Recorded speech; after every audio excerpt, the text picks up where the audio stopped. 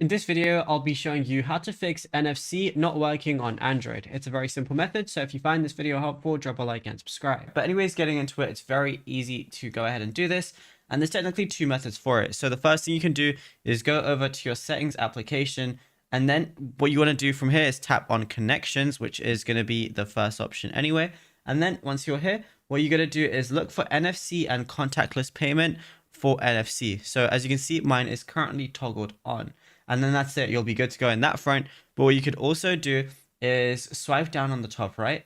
And then you just want to look for the NFC icon. And if you can't see it, so I'm going to look right here.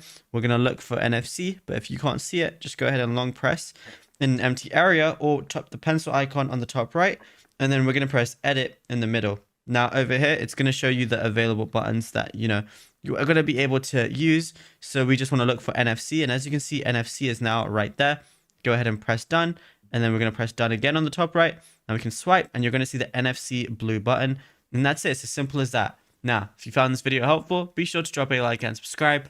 And also be sure to check out all our other tutorials that we've been posting on the channel as well, because there is a lot to go through and you might find something you didn't know about yet.